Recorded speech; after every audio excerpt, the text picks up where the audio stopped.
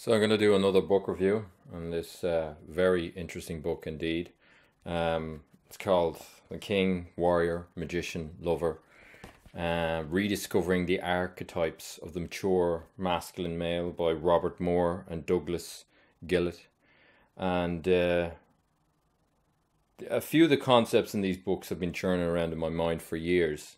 And it's funny that it seems that I always come to this.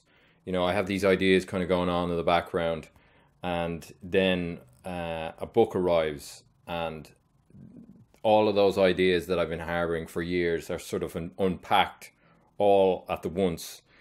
And I don't know why that is, and maybe it's because like the education system in Ireland, it's not grounded in any like psychology or philosophy, or any big ideas and how to live your life and all that kind of stuff. And that's not really in our education system in Ireland. So I didn't really know much about like philosophy and psychology and isms and ideas really. But I was always searching for new ideas because I guess that's how I'm so inclined. I'm naturally open type person, open and conscientious. And so it's only in my later years that I'm discovering these books they're probably the ideas in these books. It's very Jungian, this book, but this idea of masculine archetypes. I'm 27 and I never kind of discovered this topic of the king, the warrior, the magician, the lover, and it's not really in any mainstream ideas.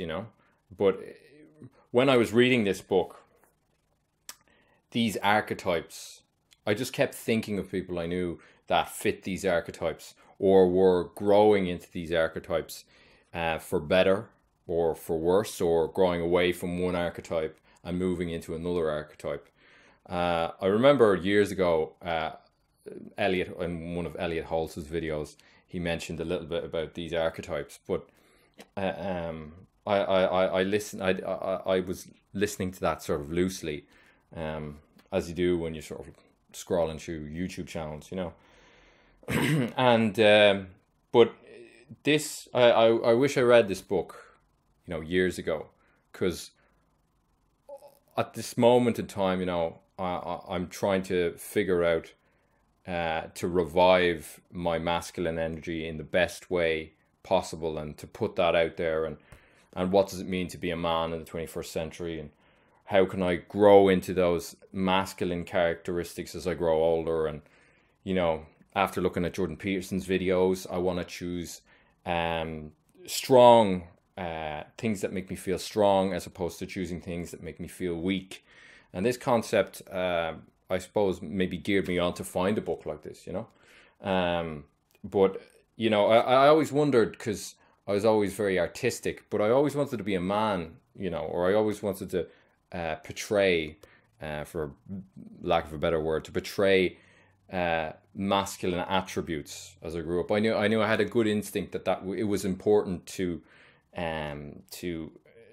be whole and be lean towards those masculine attributes as a man grows older, and not to buy into the feminization kind of ideologies and social justice warrior ideologies. But so I always knew that intuitively, instinctively, and what I'm trying to say is that and I was very open, very artsy, and I felt like these two ideas conflicted. Well, how can I be artsy and I want to create all the time, and I want to make work and dip my toe into the unknown and discover things, when my understanding of maybe masculine energies was more of a king understanding, or a warrior understanding. And so I didn't realize that there was a lover aspect to the male character, or a magician aspect to the male character.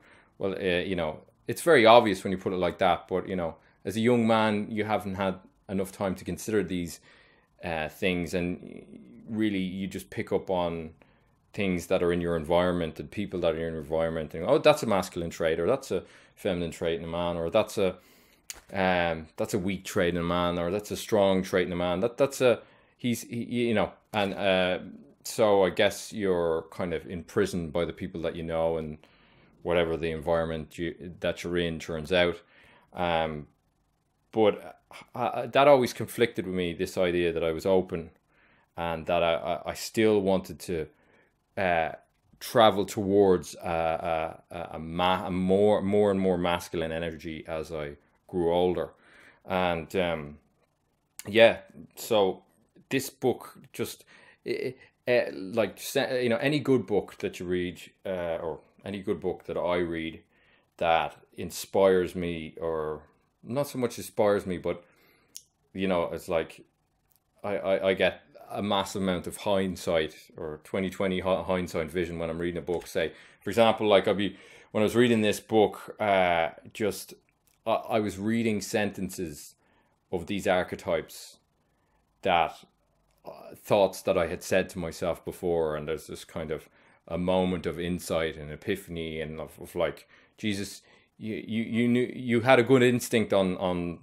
those kind of ideas way back when you didn't know much and you weren't well read or anything like that, and that's really interesting to me. And what it solidifies more is that there's an aspect of king and warrior and magician and lover and in all of us, but in this book it kind of uh, gets the idea that you're kind of one of these archetypes, and that you lean towards more towards one of these archetypes, and as you grow older, that you'll try to encapsulate all of these archetypes, a little bit here and a little bit there, you know.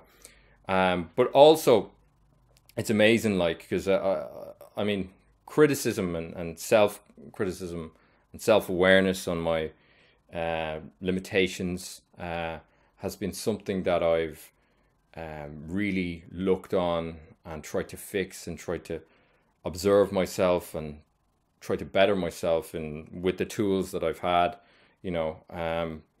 And the shadow side of which was probably the best element of this book, was um, getting to know the shadow side of the king, or the warrior, or the magician, or the lover.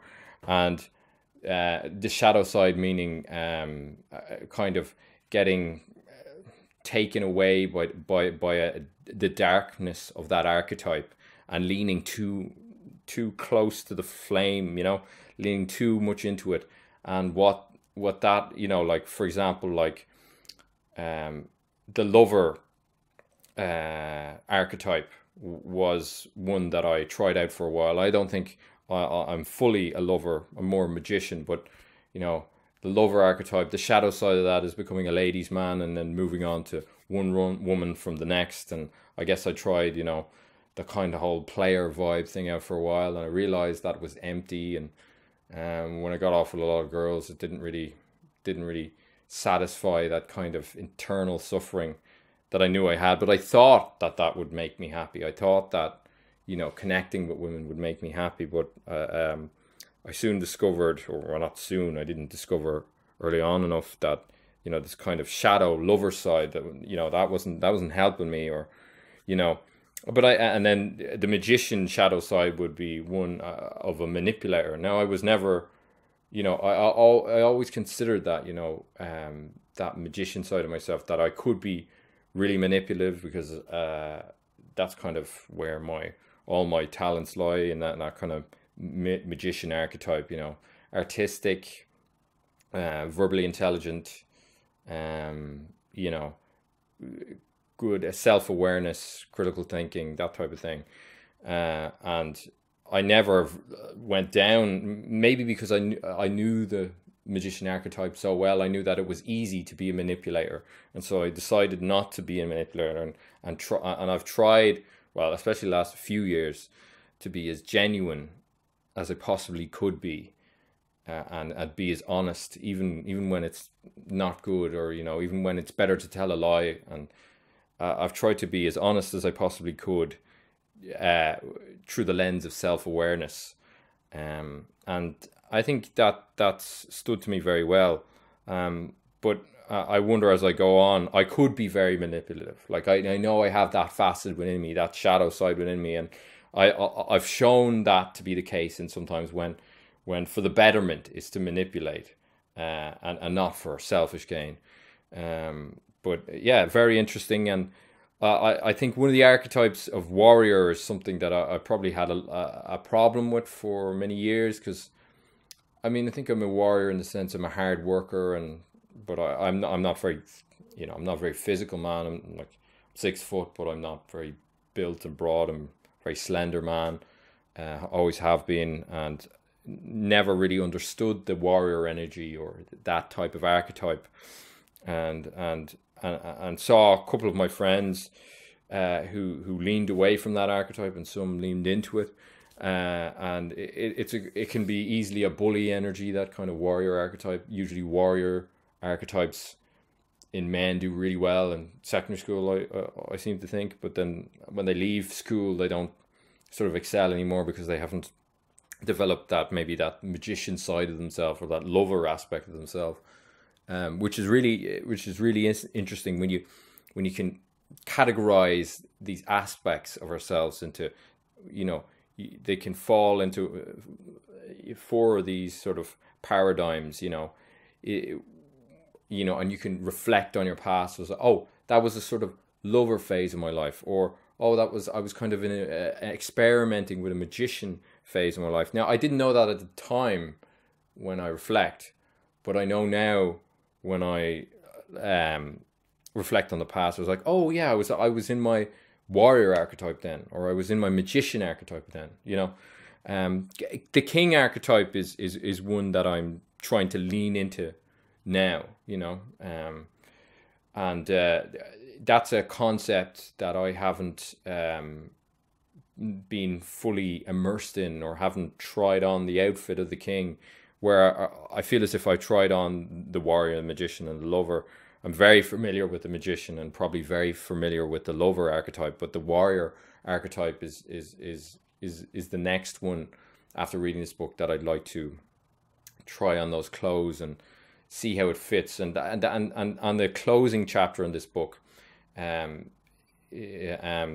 2 writers, Robert Moore and Douglas Gillett, I assume, they recommend that a man, that one, try out these, the magician concept for size, like, for example, or the lover archetype, a concept out for size, like little exercises that they suggested. Say if you didn't see the beauty in a sunset, that you would make a conscious effort to go out and see a sunset, and try to see, what part of that was beautiful, and in investigating that beauty, that you would find the lover within you, which I thought that was a really good idea embedded in that book, especially with the lover archetype. So as I go forward, I'm kind of going to try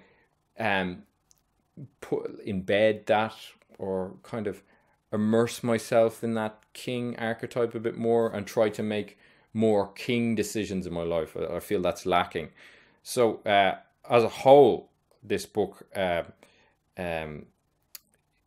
brought a great awareness of these energy types to me when I read it, and it was very layman, in very layman's sort of guidebook essentially, which is nice, because sometimes I can get bogged down with those books with the sort of complicated ideas, and they're embedded in this and that, and then there's references, and that's great, and don't get me wrong, but sometimes I just want to hear the concepts easily, so hopefully that was helpful, and I probably went round the houses on the ideas for this book, typical tangential dyslexic, but anyways, if you like the review, just give me a shout, and I'll do another one sometime soon. Okay, I'll see you later.